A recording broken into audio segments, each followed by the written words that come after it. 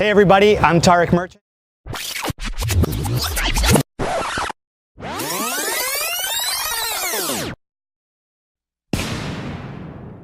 I got Coach Tony Bresky, Wake Forest men's tennis coach, with me today. He's a recent 2018 national champion, so congrats, Coach. Thanks for joining us. Thanks for having me. Welcome. So, I want to sit here and talk a little college tennis with you about the process, about your teams, what you do as a college coach. So, Sure. Why don't we start off and you give us a little background about yourself. Background, okay. Well, I'm originally from Canada, so I came to the U.S. to play college tennis. You know I'm Canadian, right? I did not know that. Okay, yeah. What part? Well, Kingston, Ontario. Kingston, okay, Pickering for me. No way. Yeah, I used to play. Learn something new every day. Yeah, played up in Kingston quite a few times, not that far. Okay, yeah, I moved to Toronto when I was 15, growing into grade 10, but spent most of my years in Kingston under Tony Roth, if you know the name. Yeah, of course. I played Tony a couple times. Played Tony a bunch. All right. Back in the men's open days. Yeah, awesome. Good player. Yep.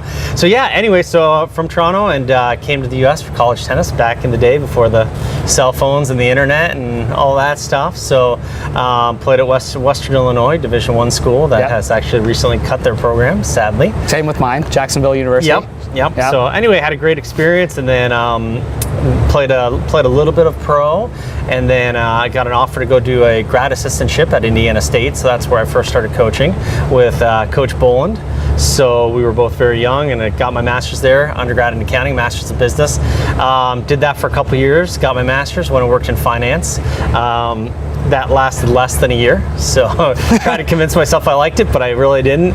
And then I went back into college coaching. So I was at Virginia for 8 years as the assistant, associate coach there. Did a year at Cornell as the head coach, and just finished my 7th year at Wake Forest. Awesome. And so, as you went through college tennis and you've done all this stuff, did you know that you'd have a career in college tennis? Do you have a successful career? Was that something that was on the cards from day one? Well, I think I never really, obviously doing an undergrad in accounting, you never really think of career in coaching. Yeah. I was always kind of path on business and something like that. So doing a master's in business, you kind of think I'm going to work in finance. I think I really fell in love with coaching when I first started it. When I was at Indiana State, but you still never think of it as a career path. I think once I worked in finance, at some point it hit me that I wasn't going to do that for very long, and I knew I missed tennis and I missed coaching, so that kind of was my inspiration, and obviously I think that was one of the best things that's happened to me, because it makes me appreciate what I do so much more and makes me like it. Awesome. Yeah. A lot of people have seen your success. You were at Cornell, you won a conference championship. I was interviewing one of your former players, Jeremy Feldman, yesterday, actually evening, and we were talking a little bit about that, and now you've won your first national championship, which is amazing. What is it that you do that's so unique with your programs? I don't know. I can't disclose all my secrets. How about one? I don't know if it's one specific thing. I think we have a pretty with the guys on my staff that I work with, we have a pretty clear path as to what we're trying to accomplish, what we're trying to do with our guys. We generally build really strong relationships and bonds with the players on our team. You can ask Jeremy about that. Yep. Going to a wedding this weekend of one of my former players in Chicago. So I think that's one of the things we do, and we just we just work pretty hard. We work pretty hard. We push our guys, spend a lot of time on the court. I really like to attract guys that want to work and spend a lot of time on the court and become great tennis players, and it seems to be kind of a great fit both ways. Okay. And when you're scouting players, junior players, and they're coming through the ranks, and they want to go to a great school with a great tennis program and a great academics, they're wondering, what are you guys looking for? What's going to be the difference between player A and player B? Sure. You come and scout players. You obviously have academic and athletic minimums that players need to meet in order to be a contender or a prospect for your team. Of course. But what is it that you're specifically looking for? Yeah, I think that's really important. I think that's really kind of where we've been able to make a jump in our program because of the recruits we've gotten, and I think more so even because of the kind of people we've gotten. I think the culture of our team and our program right now is really strong, and I think obviously a lot of that comes from recruiting. So, when I sit down with recruits and I'm considering adding them to our program, I try to be very forthright and honest with what we're looking for, what the expectations are. and what the goals are of our program and the university. So I think by doing that, you kind of hopefully avoid getting the kids that think they're getting something else. We've obviously been very fortunate. We've had a pretty high retention rate, so the guys at our team and in our program are pretty happy there. So I think really when you sit down with them, you kind of have to find kids that are really passionate about tennis, really motivated, that really kind of have some maybe hopefully aspiration of playing pro tennis and really just want to continue to get better. You mentioned that players need to work hard if you want to have success, if you want to win a national title, right? You got to work hard on and off the court. Absolutely. How does the balance, how can these players balance strong academics to be successful in their academic career, but at the same time put in the work that's needed to get to that level on the tennis court? Sure, yeah. For us, I think it's actually pretty easy. We find there's a correlation between the two. We've actually had the highest team GPA at our university for the guys side 3 out of the last 4 years. You take a look at a guy like Petros who won NCAAs. He was just named ACC Scholar Athlete of the Year for all sports. Had like a 3.96 GPA. And here you got a guy that's looking at for sure playing pro tennis for the next 10 years. So I think it's just a correlation. It's kind of what we preach. You have to be determined. You have to be motivated, and you have to really have pretty set goals and standards of what you want. Can you do both in tennis and school? Yeah, I really think you can. Can you maybe do tennis, school, social life, fraternity? Probably not. So you're pushing that. So, and that's not to say that our guys don't have a social life. Certainly they do, but I think you really have to have your priorities straight. Yeah, there's obviously some bit of sacrifice that takes into account if you're trying to get any type of success in anything, right? Absolutely. You do? Yeah, absolutely. I tell the guys all the time, I think you get guys that can occasionally be a little entitled, and I tell the guys, look, playing college tennis, especially at a school like ours, it's a privilege. It's not a right. It's not something you're guaranteed to, and you have to appreciate that. And with that comes sacrifices. You're not a normal athlete. You're not a normal student. You're a student athlete. So you have to kind of be great at both sides of that piece of the pie. Yeah, and so players strive as junior players, and even as college players, they strive to get better. The UTR system has been a big factor over the last few years to help us, as tennis is an international sport, to evaluate those players or have an opportunity to see, where level they might be at. Do you use that very often? Oh, for sure.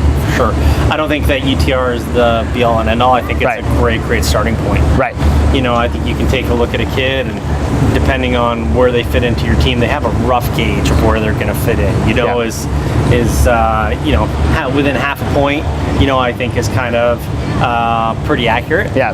But once you start going over half a point, it's pretty clear cut. One guy's going to be a little better than another guy. Exactly. I mean, minus an injury or something like that, you are seeing that. I mean, we run events all the time, and we match kids up with UTR, and anything outside the half a point usually shows the disparity between the players. How does one player get one UTR better?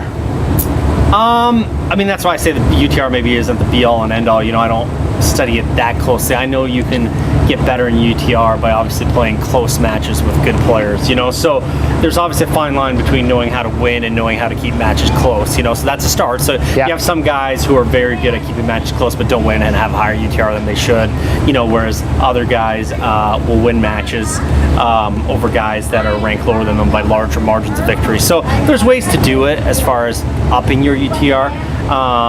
But do you think that's manipulating the system a bit? Because I always argue with people, or debate with people, let's say, that you get a big guy with a big serve, big forehand. I mean, he's looking just to get that break. Yeah. Right? You get the Isner type players that are looking for the break. They're not looking to win the 6-0, 6-0, 6-0 matches. Or as you age or you're nursing injuries at times, whatever, there's strategies you start putting in place. So, that changes sort of the level on UTR. So, is your team, for example, looking at those numbers and saying, I'm a 13, I'm a 14, I want to get to a 14-5, or is it more on, no, let's go out there and try to win matches? Oh no, it's definitely more on let's try to win matches. Okay. Like I said, I think the UTR is it's a good starting point. It's not something during the course of the year I pay much attention to with my guys. Yeah. I think it's more honestly it's more a recruiting tool for kids that I haven't seen play.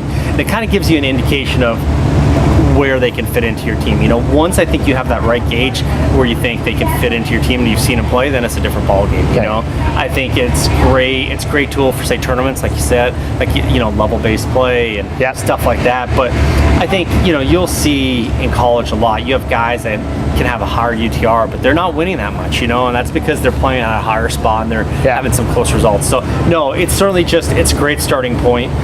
There's a lot of merit, a lot of value to the system. I definitely don't have my guys focus on it very much at all. Okay, and so how does that process go then with the recruiting? Like, you know, players want to get recruited to certain teams. They may or may not be at that level. I'm sure now you've been getting, with the success you've had even most recently, you're probably going to get a lot more emails, a lot more people naturally wanting to play for a championship team. I mean, how do those players know whether they're sort of at that level or where they should be looking, you know, and how that they should handle that initial process? Yeah, I mean, I tell a lot of the kids when I'm trying to help them, a lot of times they have to really be clear as to what they're looking for and what's most important to them. You know, are they looking for, you know, is it financial? Is it academic? Is it tennis? You know, is it location? Whatever it is, they really need to set their priorities straight, you know, kind of understand that, and go from there. You know, and kind of knock those things off their list. Say, okay, I can make the finances work, and the location's great, and the academics fit into what I need, and then I fit into the team. So there's a lot that goes into it. You know, I think I tell kids, obviously, the kids range. You know, UTR is a starting point. You know, when you look at it for us, I think our starting lineup, you know, in general, our 6th guy was somewhere in the upper 13s, you know, probably. And that's when you start looking at, say, top 10 teams, that's generally going to be the case. So that doesn't mean you necessarily have to be there right away coming in, but I think probably a good gauge is, you know, if you're talking UTR, you know, if you're not kind of in the 13 range, it's going to take you some time before you make that breakthrough. So, you know, is it one of those things where you want to be playing for sure right away? Are you trying to make a push for a starting spot, or is that, you know, something which is a couple years down the road? Right. And then, like you said, all the other factors. I'm always telling players, you know, do they have the major you want? Is it the right location? Could it be a financially affordable situation? Could you get in academically? I mean, there's an academic requirement at a lot of schools. Especially for us, Wake Forest. I mean, you know, we have very strong academics. So, you know, I think that aspect of a recruit has to be a good fit for us as well. Right. Okay, perfect. And so when you're talking about players that are coming to these tournaments and they're playing over here, you know, what type of characteristics does a coach look for? So let's say you have these players on your list and there's some mutual interest. Most likely you'll have had at least the 18 kids when the NCAA communication allows you to do so. You're already communicating with them and vice versa. Then you come out here and you check them out, because if you've seen a video and you've seen a UTR, let's say, level or their rankings and so on, that gives you the gauge. But then you come in person, that's different, right? For sure. I think for me, honestly, I think you do pay some attention to their technique. You know, I think at this age, 17, 18 years old, you want to make sure they're technically sound, they don't have any major flaws in their game. You know, I think when it gets to college and when it gets to this age, that's going to be a really hard thing to revamp at this age, you know. So if they have something technically that I'm not really too fond of, I think that's tough. And then you really kind of want to see, you know, again, how much passion the kids have, how they respond to adversity, you know, how they handle when things aren't going well, how they handle, you know, if it rains and they have to get moved indoors, or if they get a bad call, or, you know, or there's a lead, or, you know, they had a set point or match point didn't go their way, how they do in the back draw, you know, how their fitness is, stuff like that. So that's why it's really important to watch. So never dog the back draw?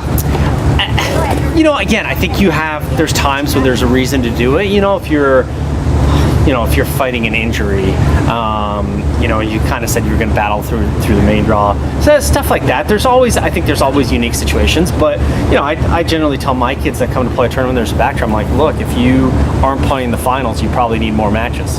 You know, and you can only get those, you came to win the tournament, right? That's the objective. So if you had won, would you keep playing? Probably, right? Yeah. So why would you stop playing? Because back draw is just practice, right? For me, for the most part, and you know, that's how I view it for almost most of these kids, outside of anyone who's going to win the tournament, you know, and you're winning a US Open wildcard. Otherwise, most of the matches are just practice and you're trying to get better. So that's something we look for, how they handle a back draw, how hard they fight, you know, because that's college tennis. You know, you're gonna play a lot, you're gonna play a lot of matches, and sometimes conditions aren't going to be that favorable.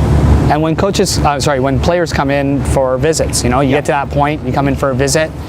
How does that process work? I mean, is it kind of like an interview for them?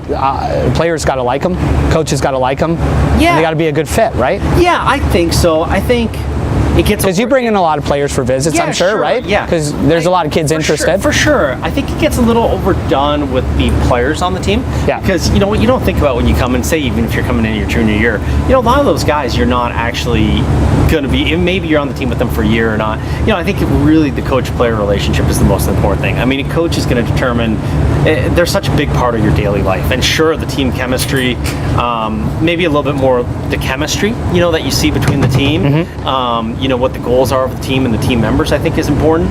But really how you get along with the coaches, I think is the most important thing. Okay.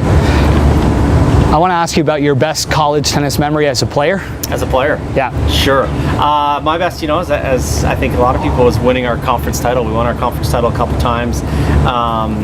My junior year, we actually won. We had won it my sophomore year. We won it our junior year. My best memory was actually I was playing number one singles. I actually lost my match, which was tough on me and my roommate, my number 6 player, one of my best friends. Yeah. He ended up winning his match and clinching for us last match on, and that was a pretty cool memory. Unfortunately, that was before every team made it to NCAAs, so we didn't get to play in NCAAs. But that was definitely my best memory as a player. And I mean, I'm going to ask you what I think is the obvious. Yeah. But maybe I could be wrong. Sure. But best memory so far as a coach? Yeah, there's obviously a lot of them. I've been lucky enough to actually win a conference title at every school I've been at. So won the first one at Indiana State, which is pretty cool, and then won one at Cornell, which was amazing. First conference title in Cornell history. And first conference title we won at Virginia. Was pretty special. We were actually only on 3.3 scholarships when we won the first ACC title. When we first got to Virginia, we weren't fully funded, so that was pretty cool. And then obviously the first ACC title at Wake was incredible. It was a crazy match, 7-6 in the third last match on against UVA. But obviously, like you said, winning an NCAA title, I think, for the team we had, for our community, for our fans, was amazing. To do it at home in front of, it was like 2,400 people, was an amazing day, and it was just fun to see how many people that touched and how important it was to so many people. Most coaches that I talk to in whatever sport it is, have won an NCAA title, say once they won one, they just want to keep winning them. Is that the same feeling you have now? Is that you just want to keep, Yeah, I think. Or is there a sense of satisfaction that I've done it? You know what? There's certainly a sense of satisfaction. I think every year it's just different, and you want to do it for the kids. That's really, like I said, when I look back at the kids on our team, they deserved it so much. The seniors we had in the group, they really deserved it, and it's a memory that they're going to have the rest of their lives. And I think, sure, you want to create that for more kids that are in your program. If they're doing the right things and they're working as hard as our last group did, and they're as motivated as our last group was, then you want that for them. You want that memory for them. So certainly it's something we're going to keep pushing forth and try to accomplish. At the same time, we definitely want to get guys that have aspirations of playing pro tennis and help them along that path. We have Noah Rubin right now is making a really nice push towards the top 100. Great kid. He was a big part of our program, and I think we have some guys that are about to finish. A couple guys that did finish, Skander and Christian and Ian, who are going to all go play pro tennis, and some guys coming out that are going to play pro tennis. We're going to try to get them into the top 100 hopefully. So we're really trying to push forth on that path as well. Okay. What's the best piece of advice that you could give to student athletes and their families, junior players going through the process, and whatever age they are, 9th graders onwards, most likely, because that's when they're starting to figure things out and say, maybe college tennis can be something I want to do. Sure. What's something that stands out to you? Good question. I think it's like I said a little bit earlier.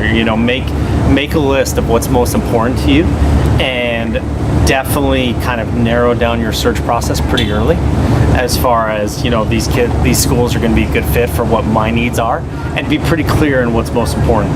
And I think once you kind of are able to hit a couple of those things off your list, you're going to be pretty happy at the school you go to. All right, ladies and gentlemen, Coach Tony Bresky, Wake Forest men's tennis 2018 national champion. Keep up the good work, Coach, and thanks for joining me. Thanks, man. Appreciate it.